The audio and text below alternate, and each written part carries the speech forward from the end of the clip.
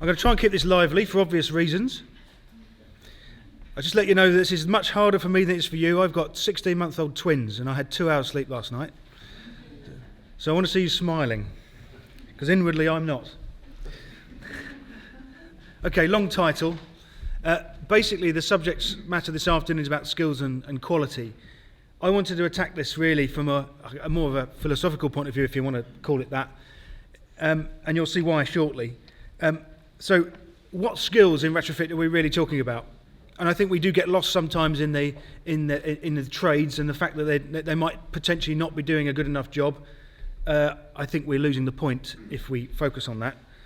Then I'm going to talk about the market for retrofit, and it being an attractive market for within which people would be willing to invest in their own skills. And I'm going to use an example. Alex very kindly used Retrofit Works as an example earlier on. I'm going to expand on that kind introduction and explain a bit more about what we're doing with that cooperative. It started for me, I renovated my own home. I reduced my bills by 80%, and that was in, 2004. I realised that not one single person I ended up having any advice from through the process knew what they were talking about. I did lots of tours. I had 3,000 people through the door. Won quite a few awards in the interim period, and we've done lots of work for lots of people. You'll get copies of the slides if you want to look at that stuff. The bottom line is, I guess, from my point of view, we cross the design and the construction boundary with what we do, because that interface is a problem. Being able to manage those two elements of the industry is one area that I'm passionate about, and it flows through as well. All the services we do, we've got, quite interesting to hear from earlier on, the guys that are talking about they've got a lack of data. We've got 2.5 million houses worth of data they can chew on if they want. We do lots of training. We've got more project deep retrofits we're managing in London at the moment than we've ever had. So if people are worried about stagnation of the market, then in a way it's something I personally don't think we need to be worried about. So skills and quality. I don't think there's any point talking about skills and quality if there's no market. And let's be blunt, there's no market. What we've had, potentially for 25 years, is blurts of money, people scrambling for it, potentially doing really crap work, piling it on, piling it high, low margins, and now actually there's a big burgeoning market in putting all those problems right. If you were somebody who wanted to get into the retrofit sector at the moment, you're probably best placed to try and rectify all the crap that's been done over the last 20 years, because there's some good money in that. But let me be a little bit more mature. If there was no market within which those skills can be cultivated and work quality incentivised in a consistent fashion. I'll talk about Retrofit Works a bit later on, and it's a bunch of companies that have got together, they own a share of a cooperative, and they've all told me they don't want to work in a grants-based environment anymore. So Christoph's talk earlier on about finance is exactly where they want to be, and homeowners do want to be, even though everyone wants a bargain. They're not actually the homeowners that I want to work for. And there's lots of reasons for that. And I'll talk about those over coffee, because they usually involve swear words. What's a quality retrofit? Here's my interpretation, but other people might have their own view. First and foremost, an understanding of the occupant usage and their aspirations for that building. What we tend to do when we do mass retrofit in the UK, we decide that we look at the building, we know what we want to sell that person who owns that house, and we only want to sell them that thing, and we bung it on the building. That's the opposite of that first bullet point. Secondly, a whole house plan. I know George is going to talk a bit more about what whole house retrofit kind of is in a bit. But basically that means that you don't necessarily have to do it all now, and I'll allude to that a bit later on. Know what your building needs to finish up like, even if you can only afford to do a bit now, and be a steward for that building for that period and work towards that plan. A design that lets the building tell you what it needs. If you've got leaky downpipes and you're putting internal wall insulation on, you're an idiot. The building's telling you what it wants. It wants some care and love first, and it wants to dry out before you do anything else. A design for each component that goes onto that building, I mean a boiler or wall insulation or windows, design those things and do it to the best of your ability, but do it such that they all tie together as a system. And understand if that system doesn't work, that there are risks that may go wrong that you have to mitigate against in the future. Again, something George is going to touch on after. You want contractors that understand all of that stuff, and you want contractors that can deliver all of that stuff. They're two different things. All contractors will tell you that they can deliver anything. That's their job. Now, whether they can understand what you're talking about, and they've proven it to you before you've given them the contract, that's a massive thing. And you don't want to learn they don't know it 6 months into the contract, once they've gutted the building. Coordination across design and construction. Again, this is one area that I'm going to allude to. This word that I use, is a phrase called retrofit coordination. It's making sure that there is somebody leading that interface. Performance incentive to all the stakeholders, design, construction, management. They've all got a role to play, and they've got a stake in how that job finishes. And wouldn't it be lovely if everybody knew their building, when it's finished, was actually at a state in which you'd kind of promised it would be at the start? We could do that in a number of different ways. We've talked about monitoring. Actually, most of the time it's a lot simpler than that. It's just checking the air tightness maybe for each room as you go around. Doing the building control stuff better. We're going to hear about that as well. Where I want to get to, though, is performance guarantees. We talked about finance earlier on, and we get to this great situation where actually a lender would be able to offer you preferential rates or a slightly smaller deposit if you're in a certain situation. What about if you had a model for your building and you had a whole house plan that meant every time that you wanted to put something in, instigate a particular activity, then you can add to that mortgage, or you can keep on moving on that basis. At Parity Projects, we believe we'll be at that point by the end of this year. So, skills. It's not just about sticking people in a classroom. My dad got trained up as an electrician 45 years ago. I wouldn't want him doing my house. He's no longer competent. That's different from training.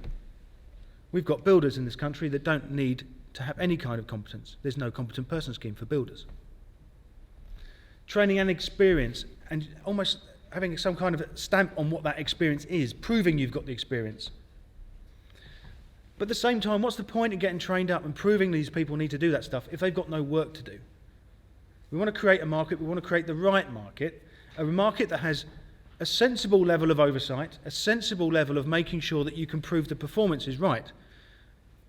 One of the things about Green Deal, and I know I've used this phrase a few times, some of you may have heard it already, it was just like walking into 20 different restaurants with the same crap menu, because everyone was offering the same thing, because the Green Deal really held down the quality regime and what an EPC should do and who can say what and when, and it was all just a bit boring, and everyone was saying the same thing and nobody bought it. And the interest rate was a red herring, really, because if the golden rule applied, it didn't matter what the interest rate was. So we need attractive propositions, and we need a consistent volume of work. We don't want companies hiring and firing and moving about all over the place. Every time you hire some new people in a quality control regime, you've got to train them all up, and that's expensive. No wonder it costs a bloody fortune to do solid wall insulation. So, designing the retrofit.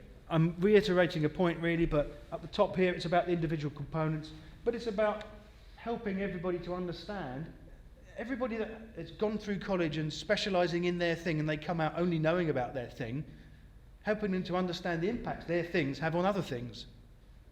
If you do more air tightness, you need more ventilation. Frankly, everyone needs more ventilation, full stop. The size of the heating system. Well, I've come across lots of properties that are owners of properties that have been told they need a new boiler and all they have is an extension. Well, put a bit more insulation in and that boiler's the right size again. There's no interaction there between all these different elements of our industry. This silo mentality is costing everyone a lot of money. If we say that retrofit across the country is going to cost a fortune, then we're looking at it from the wrong perspective. Actually, the industry is costing everybody a lot of fortune, a lot of money, because we haven't got our act together and understanding this stuff. And then there's future-proofing. The amount of houses that have been done, pile them high, stack the insulation on, and actually it's blocked opportunities for doing things later, because you've got to unpick what you've already done to do the next thing, because there's been no thought. And do you know what? The designer in most cases is the builder, or the electrician, or the plumber. There's no what we would regard as a design role in that situation. The competent person, under the way that we've designed competent person schemes, is designing their thing. So this retrofit coordinator is massively important. When we do a retrofit, we do our own separate heat load calculations to prove that the gas engineer is not over-egging things. Because if you've got a boiler that is too big for the house, it will be inefficient because it won't be condensing. So here's my dartboard of competencies. Round to the sort of the top left-hand side there, you're looking at people that are advising. Increasing depths of advice, if you like. Remote advice, energy advice, you're assessing, you're starting to use models, and yes, finance has to form part of that. That's what Green Deal used to do, can still do. Banks will want to know this stuff if we start getting to the brave new world that we heard about earlier on. And someone's got to sell it. Designing and specifying, project managing it, supervising it.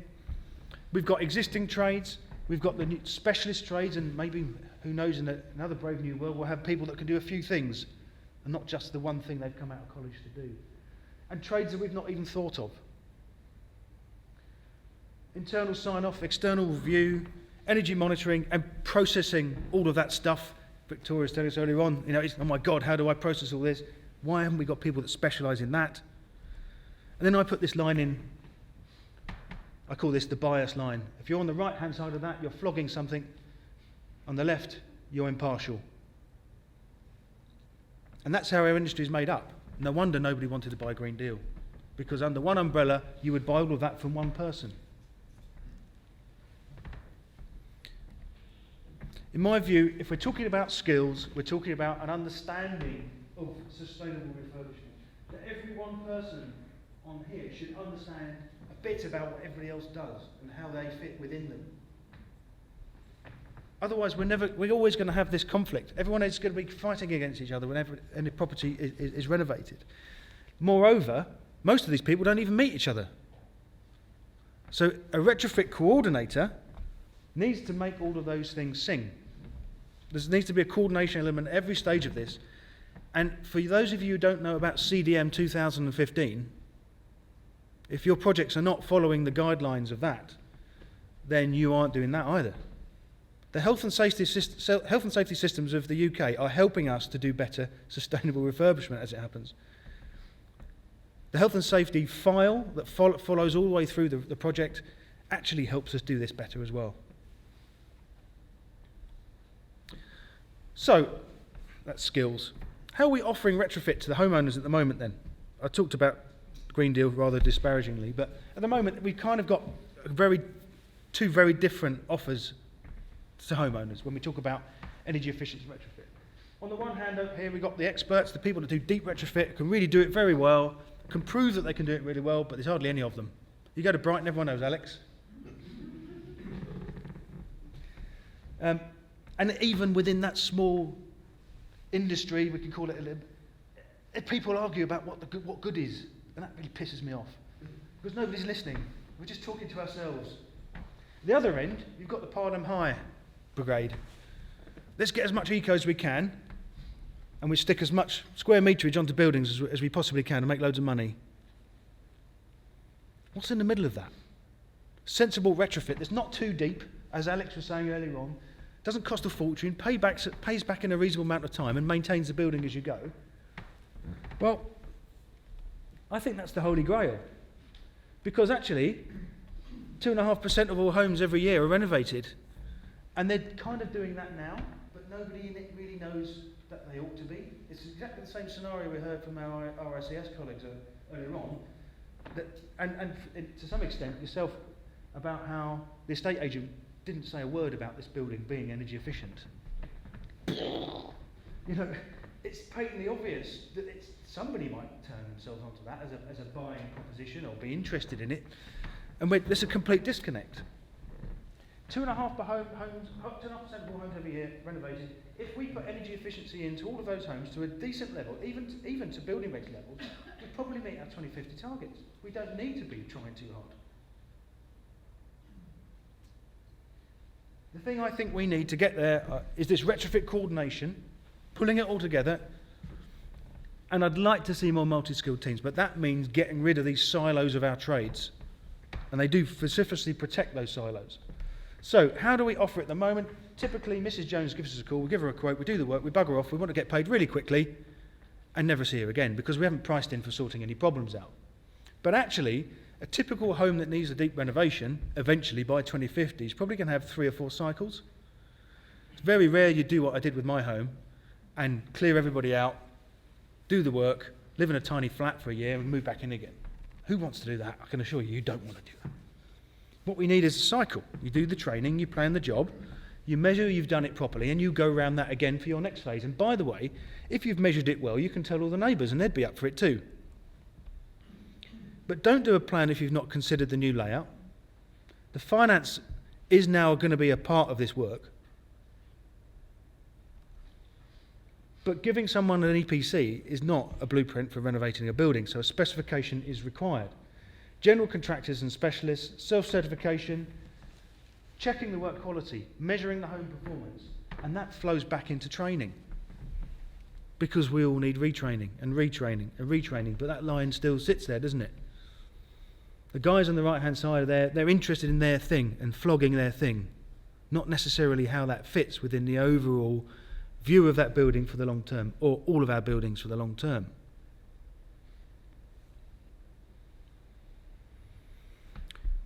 Okay, so what do people actually want to buy? We're offering stuff in that way at the moment, badly. What do people actually generally want to buy? How much is it? Is it free? Is it free? I first put that comment up there when I went to a Passive House trust talk, when we talk about very, very expensive retrofits, and the first thing people actually ask, is it free? We've got a big problem. What's the payback? Usually asked by people with a shiny BMW that depreciates on the drive. How can I be sure it makes any savings at all? Big problem we've got there. Again, that's one thing I've been spent the last 10 years on, trying to prove that we can make very accurate predictions, and again, I think we're nearly there. How much hassle? It's always going to be hassle. Always going to be hassle. It's how you mitigate that stuff. How much more comfortable will it be? Will it make me look cool? You probably can't read that on the bottom right there. That's an extract from the Guardian website that I've kept for ages. The Tory election triggers a surge in Arga purchases. These are the things that make people buy stuff. And it's not what we as professionals in this retrofit game think they are. So actually, if we want to be better at retrofit, we want to scale up, we want to do more of this stuff, we've just got to think like householders for once, because that's not what we're doing. And if we're talking about skills, we need to recognise, we have conversations like this with homeowners. Even builders need to be doing this stuff. And again, back to performance guarantees. Could that change all this on its head completely? The reason people are taking out 20% APR loans on sofas is because they know their arse is going to be comfortable for the next 5 years before they bin it and get a new one. You don't know what you're going to get from a retrofit because nobody knows really what it is. We need to change that completely. So here's a few slides from the Tyndall Centre. They did a piece of work. I know they know the acronym. I do not know what it means. It stands for, it's VERD, the VERD project. Basically, they did a whole load of work on the triggers for renovation. And if those triggers were different between regular amenity renovation, they called it, and retrofit. And they prioritised, they put customers into groups, people that are facing problems, they've got experiencing difficulties with the property they're in right now, they absorb ideas, oh, I like the look of that, I'll have some of that, or they just express themselves through their house. If we want to make lots of different offers to people, putting a leaflet that's identical through the door of all those people ain't going to get you any customers. But that's what we do. If they get to a point where they know that adapting their home could address each of those issues, then they're going to buy, and they do buy. So where the research got to was that energy efficient renovations are a response to the challenges of everyday life at home. And the recommendation is that products and services should make everyday life more manageable. Well, that's obvious, isn't it? But we always talk about payback and stuff. We don't sell things on those terms. Energy efficient renovations are not distinctive. They're not distinctive from regular renovations. So moving into this field where, and everyone said it today, doing regular building work is a trigger for doing energy efficiency work. This is underlining it from all the research that they've done. But decisions and processes take time and plans change. they've shown that some people will take, actually the majority of people, when they're looking at a deep piece of work like we might be looking for them to do, they will take 2 years to think it over. 2 years. We've had customers, we did a home energy master plan for a customer 8 years ago, and they called us up last week because they've finally decided to bite the bullet. It's insane. We had to remodel it because our software's changed so much. But this is about building customer relationships, talking them through. Has anyone heard of there's an app/website called Thread?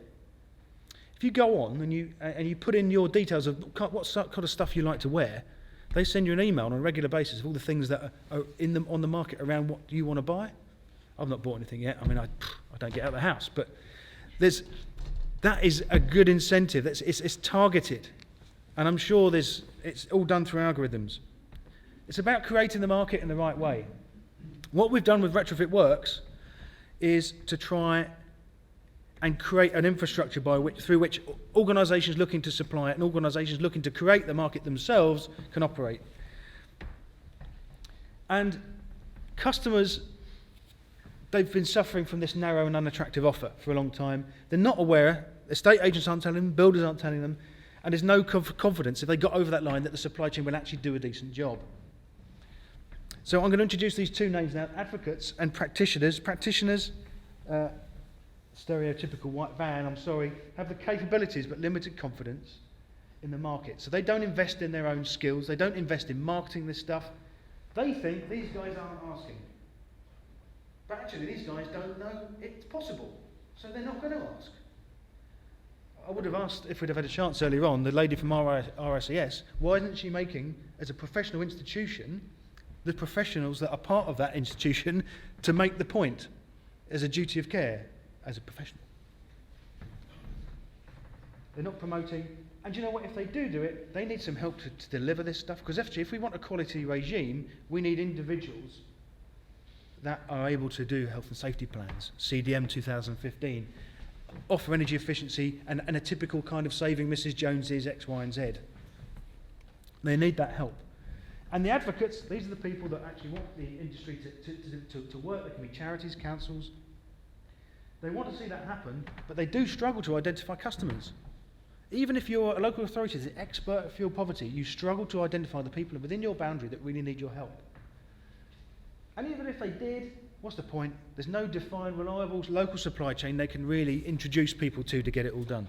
Some people are good at it. Waltham Forest, there's a great charity there called Home Energy Efficiency Training. They do some great work in the local community there, and they're doing that. They're identifying the right people. But do you know how they get their leads? Because they put new locks on old ladies' doors. They've built up the trust. Do you realise your house could be a lot warmer? Look at that mould up there. I can deal with that for you. I can get a grant for you. But they can't get to scale. And that's the point of Retrofit Works. We're trying to pull these two sides of the market together. It's a cooperative. Everybody owns that co-op. They own a share in its future. And it's been pulled together by all these organisations. Actually, we've been building on it for 5 years now. All those organisations, mainly trade associations, they represent 100,000 small companies in the UK. And we started this journey as a response to the Green Deal being about big companies and cutting out the small companies. And essentially, it allows us to go direct to customers, and it can be any of our members of Retrofit Works really, but it tends to be community groups, charities, stage agents are on there. They can go to the customers, they're gathering these people all the time, they're in their homes right now, and they can say to them, did you know about the Green Deal? Or even better, did you know there's other finance out there that can help you do this stuff? And as a co-op, on behalf of our members, we can go to the market and actually get lots of different types of finance and match that up with whatever the proposition is out there at the moment. So what we're trying to do is shape this market in a much better way than it is at the moment. And actually, dare I say it, we don't need a government to achieve that for us if we've got a ground-up movement. Good job, isn't it? Local charities, architects, lettings agents, GPs, social workers, the local tree hugger group, they can all, I'm a member of one, okay, they can all join, they have a share in the co-op, they can manage their own scheme, we help them design their own scheme, whatever that scheme looks like, and then we've got an online portal that manages that, there's a machinery for that. So if this architect here, their particular focus is the very able to pay, for instance, they can have a number of vetted local contractors that are on their books, and they can actually run a tender through our portal. We could go out to tender on draft proofing a letterbox, if you wanted to, and it doesn't cost any money to do that. Everyone down here is pre-priced. These guys do their own specification, you bung it on the portal, and you get 3 local contractors and what their price is. And this is live and working really well now in North London, on the back of one of the Green Deal Communities projects we're running there. We're talking with several social landlords about how we can do that kind of thing for them too. The cool thing about a co-op is I can go to the market and get them cheap training as well by buying in bulk and distributing it among the members. This is our turnover since the amount of work our members have won since the 1st of January. On average, our members have won £73,000 worth of work in that period, and quite a few of those are literally a man, a van and a dog that they wouldn't have got access to without us existing. Our payment period is 2.3 days on average. All these guys want is a consistent level of work to be paid on time. Really not very ambitious, most of these people, but we can't even give them that without a decent structure. And gathering customers, generating demand. The one thing that we've all been talking about is missing.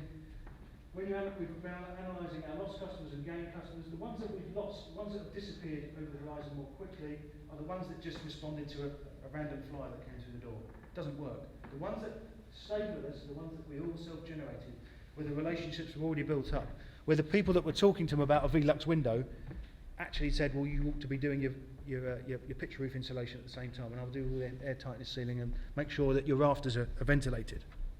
Those are those conversations that are happening and the ones that are winning the work and generating the leads.